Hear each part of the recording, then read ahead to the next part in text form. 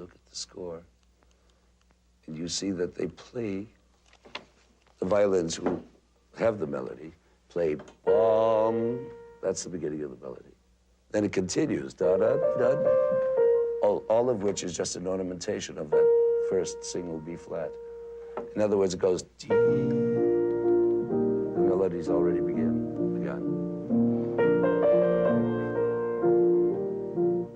See, that's not the beginning of the melody, that phrase.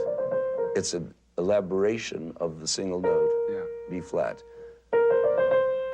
It's just a way of ornamenting that single note. Then he turns it into a melody further by, and suddenly you have something going. But the beginning of the melody is that. That's what the melody is about. It's not the ordinary conception of a melody. It's ornamentation. One note, ornamentation. And out of this ornament, he makes a melody. The minute he gets to the dominant, you know he's in the middle of a melody. Sorry for the wrong notes. Now it blooms as a real melody, something we recognize as a tune.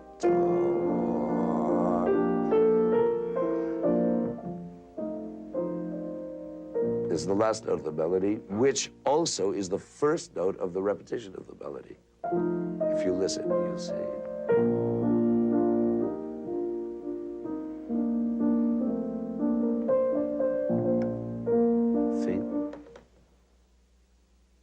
That's his tune, for good or bad. I mean, that's the way Beethoven wrote melodies. He was not a great melodist. What he was interested in was seeds, motives, things out of which he could bring melodies. This is one of the most unremarkable melodies ever written, one of the most famous, but you couldn't call it a melody, could you? Seventh Symphony. So far, what have you got?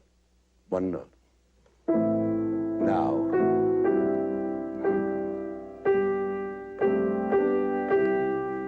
Some melody. Now it becomes a little more melodic.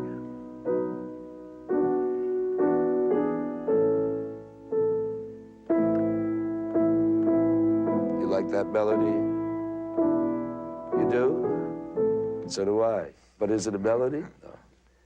There is no aspect of Beethoven in which you can say Beethoven is great as a melodist, a harmonist, a contrapuntist, a tone painter, his orchestration. You can find fault with all of them. If you take any one of these elements separately, you find nobody. There's nothing there. He spent his whole life trying to write a good fugue, and he himself admitted he never succeeded. And as far as his orchestration is concerned, you could have it. I mean, it's bad. It has trumpets sticking out, all playing the same note, and it's sort of drowning out everybody else. You can't really hear. You have to balance. The melodies go like that, and you can't really say it's a great melodist. And the harmonies, any child could write. And as for harmonies, how many times do you have to listen to the pages of one chord over it? That's not very interesting harmonically, right? Well, what makes it interesting? Well, it's the form. Well, form is a mold that can be made to be very uninteresting factor.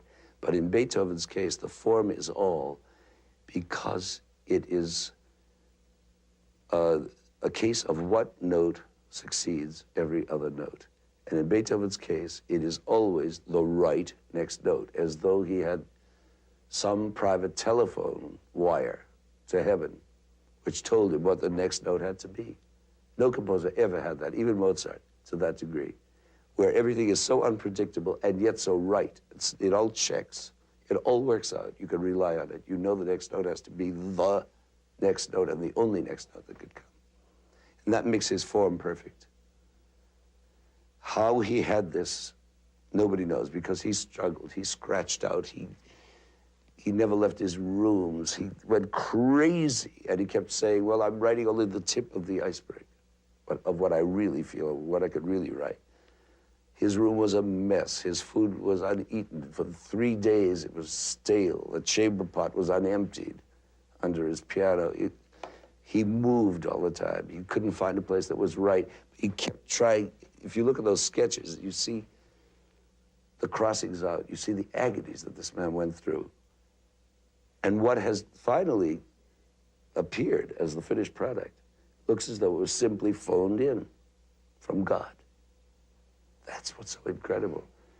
But he wrecked himself in his whole life trying to do this, trying to achieve this very inevitability. That's the word for it. Every note that comes is inevitable. Could have been no other note.